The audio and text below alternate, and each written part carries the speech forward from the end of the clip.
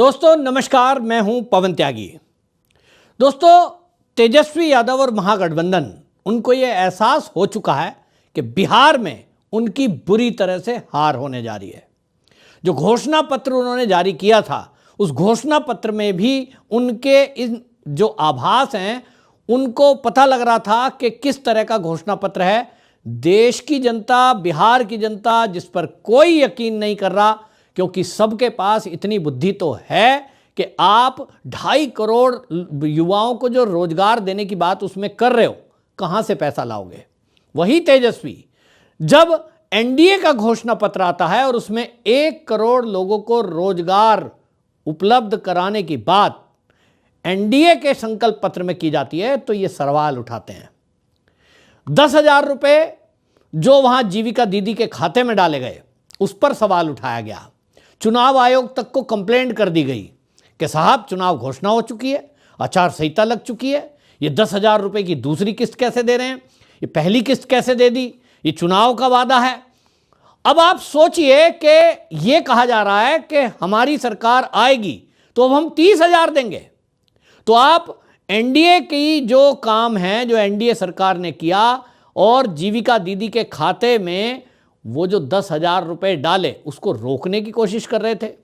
इस पर गृह मंत्री अमित शाह ने एक सभा में बिल्कुल क्लियर कर दिया कि ये जो भ्रम फैलाने की कोशिश की जा रही है, ये जो आप कोशिश कर रहे हो कि किसी तरह से जीविका दीदी के खाते में जो 10,000 गया, जो कि एक गेम चेंजर साबित हो रहा है बिहार के चुनाव में, क्योंकि आप देखेंगे ये पहली बार एक रिकॉर्ड बनने जा रहा है कि जो ईबीसी और ओबीसी महिलाएं हैं वो भी बड़ी संख्या में एनडीए के प्रत्याशियों को वोट करने जा रही हैं।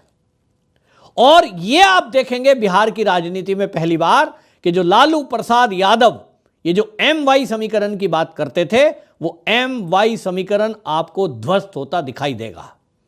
वहां यादव कम्युनिटी की महिलाएं भी आज केंद्र और नीतीश कुमार की जो योजनाओं का लाभ उनको डायरेक्ट मिल रहा है, उससे इतनी प्रभावित हैं कि वो कहती हैं पति है वो पॉलिटिक्स में है, वो कहां वोट दें उनसे हमारा मतलब नहीं, लेकिन हमारे लिए जो नीतीश कुमार ने किया है, जो मोदी जी ने किया है, उसका हम जरूर एहसान मानते हैं।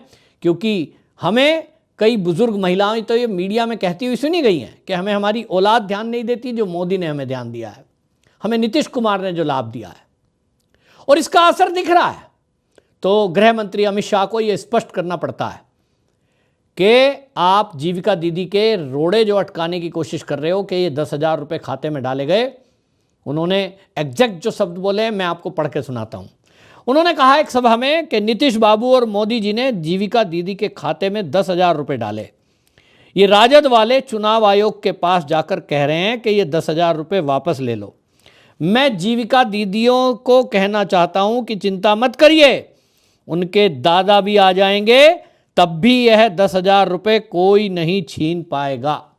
अमित शाह जी ने एक्स पर भी पोस्ट किया है और बिहार की जीविका दीदियों से यह वादा किया है कि यह किसी भी कीमत में वापस नहीं होने देंगे, बल्कि एमएसएमई में लखपति दीदी बनाने के लिए ये जो संकल्प पत्र में घोषणा की गई है, बिहार की महिलाएं इससे काफी उत्साहित हैं।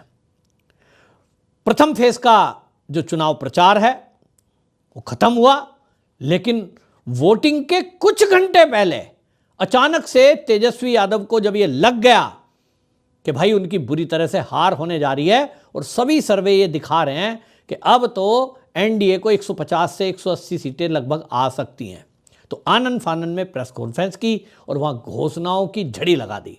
लोग कह रहे हैं कि अब वोट पड़ने हैं, फर्स्ट फेज पूरा हो चुका चुनाव प्रचार। अब आपको याद आ रहा है, इनको लग रहा है कि पिछले चुनाव की तरह ये इस तरह की घोषणा करेंगे तो बिहार की जनता इन पर यकीन कर लेगी, इनको फिर से वोट का अधिकार दे देगी, ये इनको चुन लेगी। लेकिन अब जनता मूर्ख बनने वाली नहीं है। तेजस्वी यादव ने जो आनन फानन में घोषणा की, उन्होंने कह दिया कि जो मकर संक्रांति का दिन है हम सबको 30,000 रुपए देंगे। सोचिए, 10,000 का ऑब्जेक्शन कर रहे थे और 30 देने की घोषणा कर रहे हैं। ये जो इनका घोषणा पत्र पार्ट 2 ये जो आया है आनन फानन में, बिहार के लोग ही इस पर सवाल उठा रहे हैं कि क्या तेजस्वी यादव को जरा भी गणित नहीं आता। एक तरफ वो कह देते हैं कि 3.25 करोड़ युवाओं को रोजगार देंगे, उसके लिए जब बजट की बात होती है कि भाई 3 लाख करोड़ रुपया कुल बिहार का बजट है, तो आप 9 लाख करोड़ रुपए कहां से लाओगे जो इनकी सैलरी में आएगा? फिर आप कहते हो जितने भी अस्थायी कर्मचारी हैं उन सबको पक्का कर देंगे, ये संख्या 4 करोड़ पार कर जाएगी। कोई योजना नहीं है, कोई गणित नहीं है। और अब 30,000 देने की घोषणा करते हैं, तो इसमें बताया गया कि जो ये जीविका दीदी की बात कर रहे हैं और जो ये हर महिला को देने की जो घोषणा कर रहे हैं, 18 वर्ष से अधिक की महिलाएं अगर लगा ली जाएं तो बिहार के अंदर 18 वर्ष से ऊपर की जो महिलाएं हैं वो 4 करोड़ 80 लाख हैं। अब ये 4 करोड़ 80 लाख में यदि गरीबी रेखा के नीचे वाली महिलाओं को भी मान लिया जाए तो ये 2 करोड़ के करीब आंकड़ा आता है। अब ये 2 करोड़ महिलाओं को यदि 30,000 रुपए देने की बात कर रहे हैं तो ये 60,000 करोड़ रुपए हैं, जो कुल बजट का 20% बैठता है। सवाल फिर वही कि नौकरी देने की घोषणा कर देते हो जो बजट का 3 गुना है, उसका आता पता नहीं। आप नौकरी देने की बात जो कर रहे हो उसके लिए उद्योग धंधे की कोई योजना नहीं, उसके लिए वैकेंसी कहां से क्रिएट करोगे इसका कोई लेखा जोखा नहीं। अब आप महिलाओं के खाते में 30,000 जोड़ने की बात कर रहे हो, बजट कहां से लाओगे? केवल मूर्ख बनाने के लिए घोषणाएं करोगे। आपको लग रहा है कि महिलाएं आपको वोट नहीं दे रही हैं, तो इस लालच में महिलाएं वोट दे देंगी। वो भूल जाएंगी कि जो जंगल राज होता था उसमें महिलाओं की स्थिति क्या थी।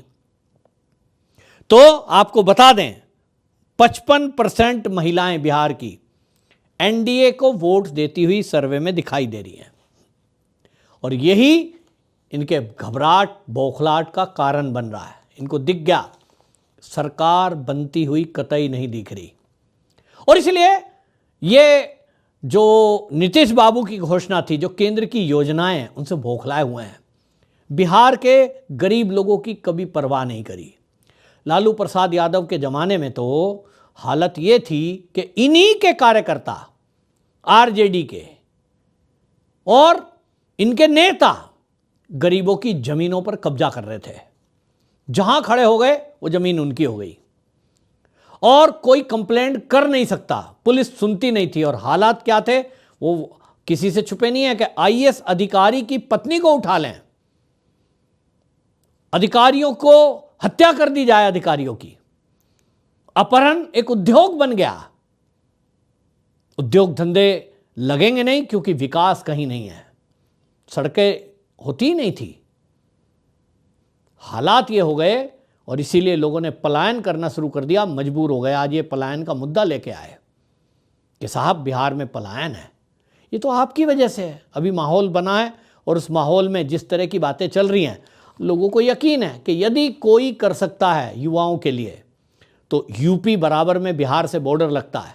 लोग देख रहे हैं कि उत्तर प्रदेश भी बिहार जैसा ही बीमारू राज्य कहलाता था, अपहरण लूट हत्याओं के लिए जाना जाता था। जो बिहार में गैंग चलते थे ऐसे ही यूपी में चलते थे, बड़े बड़े माफिया। लेकिन योगी जी का शासन आया, पहले 5 साल में उन्होंने गड्ढे भरने का काम किया, यानी उसको पटरी पे लाने का काम किया। और आज की डेट में कोई माफिया, कोई गुंडा, कोई मवाली, कोई भू माफिया जो हो वो कहीं दिखता नहीं है। योगी जी ने सब समतल कर दिए।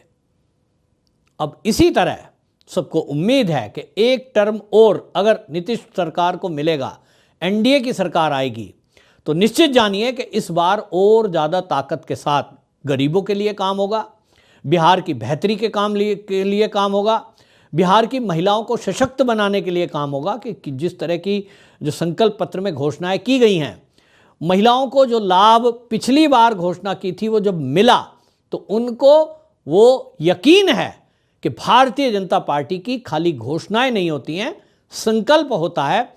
और भारतीय जनता पार्टी एनडीए वो जो संकल्प लेते हैं उनको वो पूरी ताकत के साथ पूरा करते हैं। और इसलिए महिलाओं को ये विश्वास है कि आज अगर 10,000 रुपये हमारे खाते में आए हैं, दूसरी किस्त भी ये तो देने ही जा रहे थे, लेकिन चुनाव आयोग से कंप्लेंट हो गई, मीडिया में खबरें चलने लगी और किसी तरह उसको रुकवाने का काम किया। लेकिन सरकार अब बनने जा रही है और निश्चित रूप से बिहार की महिलाएं, मैं कहता हूं, पूरे देश में एक रिकॉर्ड कायम करने जा रही हैं। मोदी जी की योजना महिलाओं को सशक्त करने की है। बिहार अब इसमें एक नया इतिहास लिखने जा रहा है, ये बात मेरी आज आप नोट कर लीजिए। और मोदी जी के लिए महिलाओं की दीवानगी अगर किसी को देखनी है तो जमीनी स्तर पर बिहार में जाके देखो। मैंने खुद देखी है, बुजुर्ग महिलाएं 80-80 साल की, वो कहती हैं कि मोदी हमारा बेटा है, कोई कहता है मोदी हमारा भगवान है, हम मोदी को केवल एक झलक देखना चाहते हैं। ऐसे बुजुर्ग हमने देखे हैं वहाँ मोदी जी के लिए दीवानगी। क्यों? जब उनसे क्यों पूछा जाता है तो वो यही कहते हैं कि हमारा बेटा एक बार को हमें रोटी पानी को नहीं पूछे, लेकिन मोदी का जो राशन है सबको पता है, केंद्र वो राशन दे रही है, किसानों को सम्मान निधि मिल रही है, तो वो जो वृद्धावस्था पेंशन मिल रही है, किसी गांव की गरीब सी कुटिया में रहने वाली महिला को जो पक्का मकान मिलता है तो उसकी खुशी का क्या ठिकाना होता है, वो उनसे बात करके ही पता लग सकता है, दिल्ली में बैठकर नहीं। तेजस्वी यादव अब घोषणा कर रहे हैं कि वो किसानों को एमएसपी पे एक्स्ट्रा 400 रुपये धान पे देंगे, गेहूं पे 500 रुपये देंगे, घोषणा कर रहे हैं 400 रुपये, धान पे 300 रुपये, बिजली फ्री कर देंगे सिंचाई के लिए। भाई अब तक कहाँ थे? जमीनें लिखवा रहे थे तब तो नाम, जब लालू की सरकार थी। तो किसान कह रहे हैं कि हमें आप पे भरोसा नहीं है, आपकी सरकार हमने देखी है कैसे चलाते हैं आरजेडी वाले, और इसलिए गठबंधन पर कोई विश्वास नहीं है, इनके झूठे वादों पर कोई विश्वास नहीं कर रहा। और पूरी ताकत के साथ जनता अब एनडीए की सरकार बनाने का मन बना चुकी। अब फर्स्ट फेज का तो कुछ ही घंटे बचे हैं, सेकंड फेज में भी आप देखेंगे और अधिक मत प्रतिशत ये इस बार एनडीए को मिलने जा रहा है।